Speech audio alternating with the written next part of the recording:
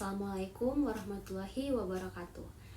Perkenalkan, nama saya Yohana Diladamara dengan NIM 112310203. Saya mahasiswa dari kampus Universitas Pelita Bangsa. Di video kali ini saya akan menanggapi tentang video yang sangat viral. Di sini melibatkan seorang dosen Universitas Islam Makassar (UIM), Al-Ghazali, yang terekam dalam sebuah video yang memperlihatkan dirinya ini meludahi seorang kasir swalayan di kota Makassar. Nah, pada kesempatan kali ini teman-teman, saya akan memberikan analisis atau komentar yang mendalam mengenai peristiwa viral yang terjadi baru-baru ini atau belakangan ini.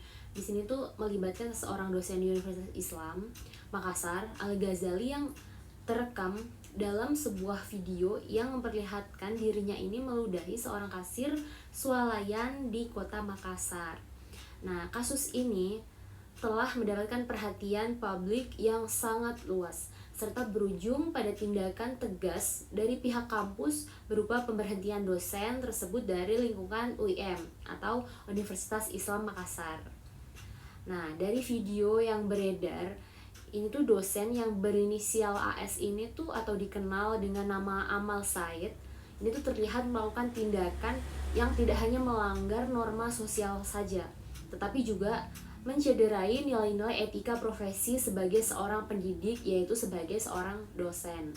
Nah, kasus ini saya akan tinjau melalui perspektif budaya organisasinya.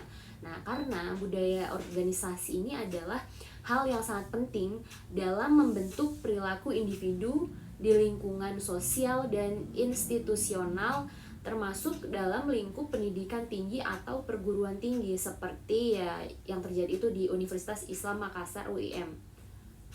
Sebelum kita masuk ke pembahasan konsep budaya organisasinya, perlu kita pahami secara singkat kronologi dan respon yang dilakukan oleh pihak kampus itu sendiri.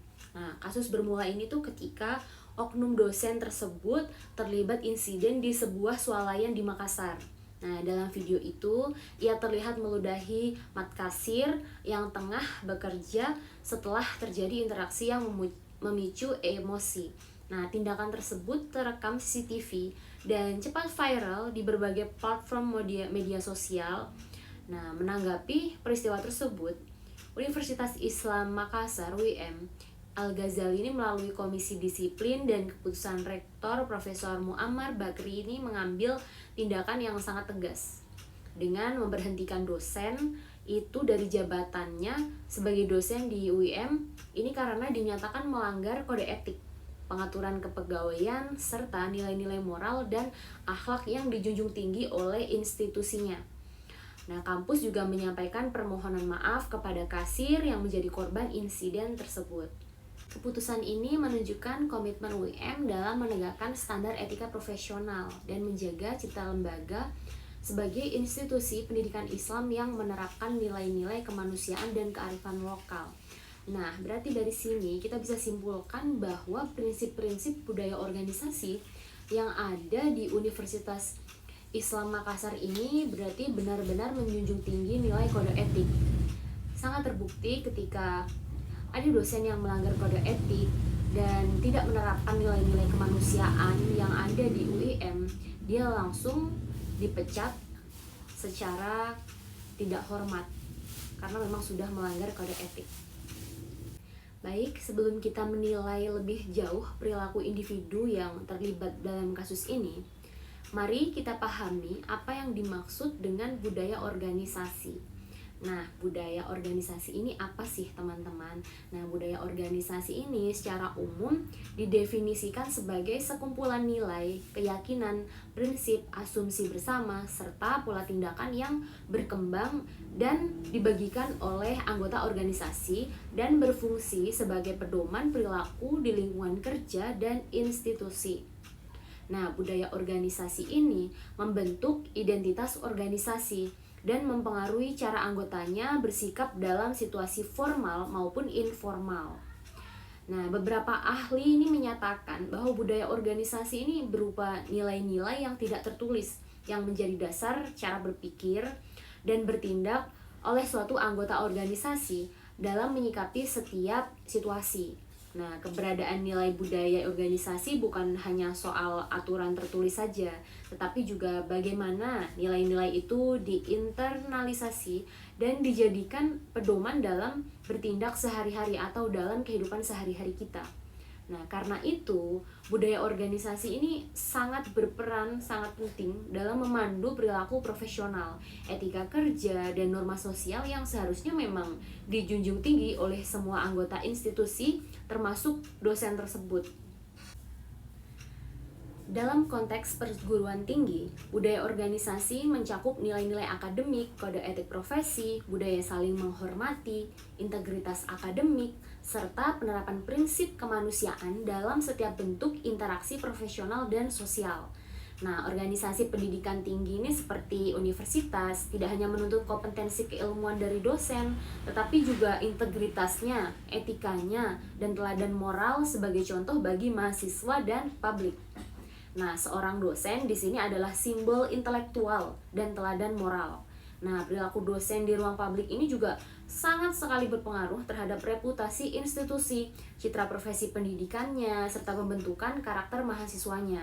Nah, ketika seseorang ini dosen terlibat dalam tindakan yang bertentangan dengan nilai-nilai dasar budaya organisasi perguruan tinggi, seperti menghormati sesama, bersikap profesional, dan menunjukkan empati dan etika sosial, maka hal ini nih menunjukkan ketidaksesuaian antara perilaku individu dengan budaya organisasi yang diharapkan. Nah, jadi budaya organisasi yang kuat ini harus mampu mendorong setiap anggota organisasinya untuk berperilaku sesuai nilai-nilai bersama, bukan hanya ketika berada di lingkungan kerja, tetapi juga dalam kehidupan sosial yang lebih luas lagi. Perilaku meludahi kasir swalayan ini jelas merupakan tindakan yang tidak hanya menyalahi norma sosial, tetapi juga bertentangan dengan prinsip-prinsip dasar budaya organisasi pendidikan tinggi. Nah, yang pertama, ini melanggar etika interaksi sosial dasar. Apa itu melanggar etika interaksi sosial dasar? Di sini termasuk tindakan meludahi orang lain ini merendahkan martabat kemanusiaan dan tidak sama sekali mencerminkan sikap saling menghormati yang menjadi bagian budaya organisasi. Nah, hal ini nih membuat citra perguruan tinggi tercoreng karena publik mengaitkan perilaku individu tersebut dengan institusi ini ya tempat ia bernaung. Nah, lalu yang kedua, ini tidak sesuai dengan nilai profesionalisme akademik. Nah, dosen di sini harus menjadi teladan yang pastinya. Nah, ketika seorang dosen gagal mengendalikan emosi dan berperilaku agresif di ruang publik, hal ini menunjukkan adanya disonansi antara peran profesional sebagai pendidik dan perilaku sosial dalam kehidupan sehari-hari. Nah, lalu yang terakhir, ini ada potensi merusak citra organisasi. Nah, budaya organisasi ini kan mencakup reputasi institusi di mata publik ya. Nah, ketika anggota organisasi bertindak di luar norma nilai yang dijunjung organisasi, hal tersebut menimbulkan dampak negatif bagi citra lembaga. UIM sendiri mengakui hal ini dan mengambil langkah tegas berupa pemecatan kepada dosen tersebut. Budaya organisasi yang baik ini tidak hanya mengandalkan norma tertulis, tetapi juga mekanisme penegakan nilai-nilai tersebut di dalam kehidupan yang nyata. Nah, kasus ini menunjukkan bahwa UIM ini memiliki kode etik dan sistem disiplin internal yang aktif ditegakkan melalui komisi disiplin dan keputusan rektorat. Nah, pemecatan dosen tersebut ini menunjukkan bahwa institusi ini tidak memberikan ruang bagi perilaku yang memang merusak nilai bersama. Nah, hal ini mencerminkan bahwa budaya organisasi di UIM ini bukan sekedar retorika semata, tetapi diimplementasikan secara nyata dalam kebijakan dan tindakan organisasi. Dari kasus ini, kita dapat mengambil beberapa pelajaran penting dalam konteks penguatan budaya organisasi di institusi pendidikan tinggi. Yang pertama, budaya organisasi ini harus terus dibangun melalui pelatihan etika, internalisasi nilai, dan pembinaan karakter profesional. Lalu berikutnya, setiap anggota organisasi harus sadar bahwa perilaku di ruang publik ini mencerminkan nilai organisasi yang diwakilinya atau institusinya. Lalu yang terakhir, penegakan aturan dan konsekuensi ini jelas terhadap pelanggaran perlu dilakukan secara konsisten agar budaya organisasi ini menjadi hidup dan efektif. Nah, saya akan membahas untuk lebih detail lagi tentang kasus yang viral kali ini karena memang benar-benar sudah sangat tidak manusiawi, tidak etis, dan mencederai norma kesopanan serta nilai kemanusiaan. Nah, kasus ini tuh menjadi perhatian besar karena pelaku ini merupakan seorang dosen. Nah, yaitu individu yang secara sosial dan profesional ini dipandang sebagai pendidik, intelektual, dan figur teladan bagi mahasiswa maupun masyarakat. Nah, seorang dosen ini kan tidak hanya bertanggung jawab dalam mentransfer ilmu pengetahuan, tetapi juga diharapkan mampu mencerminkan nilai-nilai moral, etika, dan akhlak dalam kehidupan sehari-hari, baik di dalam maupun di luar lingkungan kampus. Nah, oleh karena itu, ketika seorang dosen melakukan tindakan yang merendahkan martabat orang lain di ruang publik, ini adalah perilaku yang tidak hanya dilihat sebagai kesalahan individu semata, tetapi juga berimplikasi pada institusi tempat yang bersangkutan bernaung. Nah, dari kasus viralnya peristiwa tersebut, dari pihak Universitas Islam Makassar Al-Ghazali ini kan segera mengambil langkah tegas melalui mekanisme internal yang melibatkan Komisi Disiplin dan pimpinan Universitas. UIM ini memutuskan untuk memberhentikan dosen yang bersangkutan dari jabatannya. Nah, keputusan ini didasarkan pada pertimbangan bahwa tindakan tersebut ini telah melanggar kode etik dosen, pengaturan kepegawaian, serta nilai-nilai moral budaya yang dijunjung tinggi oleh institusinya. Nah, selain itu kan pihak dari universitas ini juga secara terbuka menyampaikan permohonan maaf kepada korban dan masyarakat atas kejadian tersebut. Nah, jadi dari pihak UM-nya ini ternyata dia langsung menyampaikan permohonan maaf kepada korban dan juga masyarakat atas kejadian tersebut. Nah, dari sudut pandang budaya organisasi, kasus ini dapat dipahami sebagai bentuk ketidaksesuaian antara perilaku individu dengan nilai-nilai dan norma yang dianut oleh organisasinya. Nah, budaya organisasi ini pastinya merupakan sistem nilai, keyakinan, asumsi dasar, dan prinsip-prinsip bersama yang menjadi pedoman bagi anggota organisasi dalam bersikap. Dalam konteks perguruan tinggi, budaya organisasi ini mencakup nilai-nilai akademik, etika profesi, penghormatan terhadap martabat manusia, serta tanggung jawab moral dalam menjalankan peran sebagai pendidik. Nah, perilaku meludahi orang lain jelas bertentangan dengan nilai-nilai dasar tersebut. Nah, tindakan tersebut ini menunjukkan kegagalan individu dalam menginternalisasi budaya organisasi yang seharusnya menekankan sikap saling menghormati, pengendalian diri, dan penyelesaian konflik secara bermartabat. Nah, hal ini mengindikasikan bahwa meskipun organisasi ini telah memiliki nilai dan aturan yang jelas, tidak semua anggota organisasi ini mampu atau mau menerapkannya secara konsisten dalam kehidupan nyata. Nah, dalam perspektif budaya organisasi, perilaku individu ini tidak dapat dilepaskan dari identitas organisasi.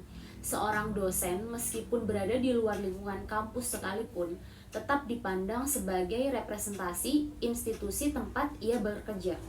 Nah, oleh karena itu, tindakan yang dilakukan di ruang publik ini tetap membawa nama baik atau buruk suatu organisasi. Nah, ketika seorang dosen bertindak tidak etis, masyarakat tidak hanya menilai individu tersebut, tetapi juga mempertanyakan nilai-nilai yang dianut oleh institusi pendidikan yang bersangkutan.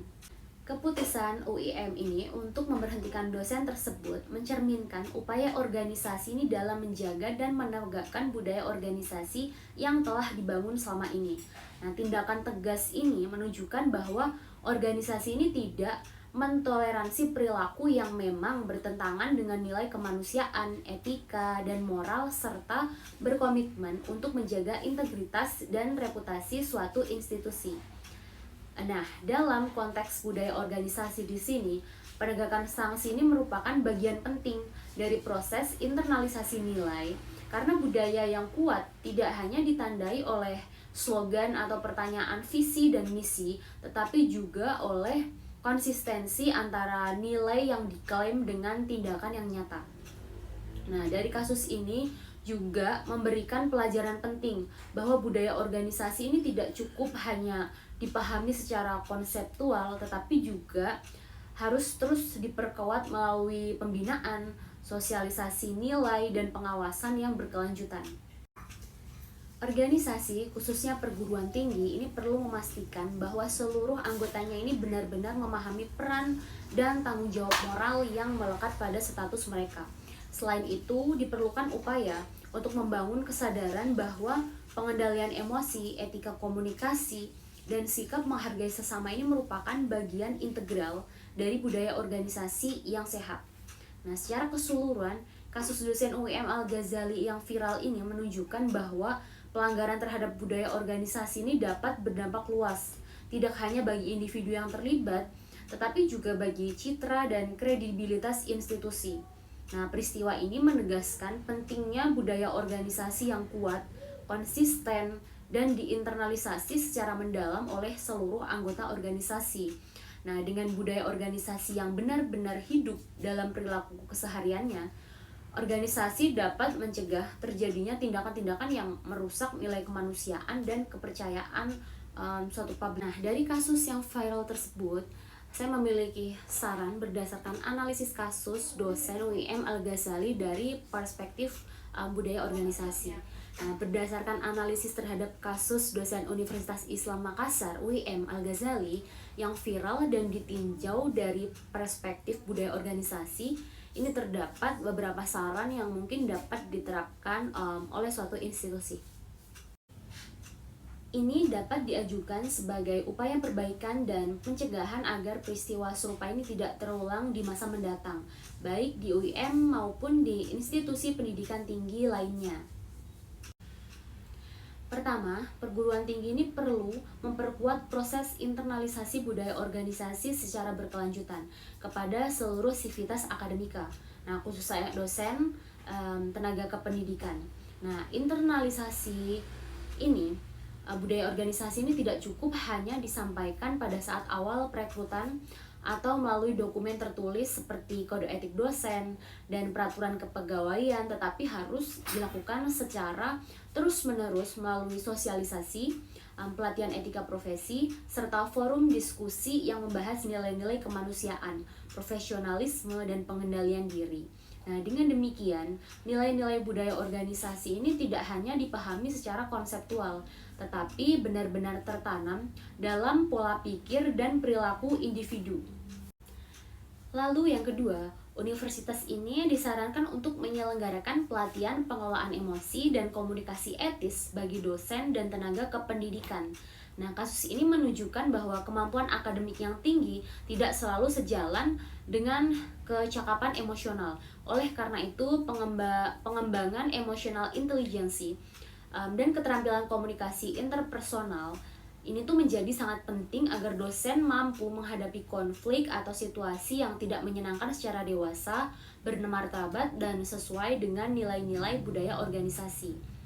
Lalu yang ketiga, pimpinan perguruan tinggi ini perlu menegaskan kembali peran dosen sebagai figur teladan, tidak hanya di lingkungan kampus tetapi juga berada di ruang publik. Dosen harus menyadari bahwa status sosial dan profesional yang melekat pada dirinya ini menjadikan setiap tindakan dan ucapan berpotensi mencerminkan citra suatu institusinya.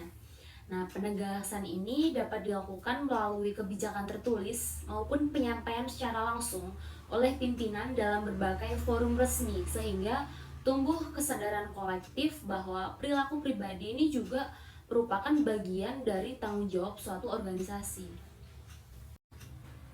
Yang keempat, universitas sangat disarankan untuk memperkuat sistem pengawasan dan penegakan kode etik secara konsisten dan adil.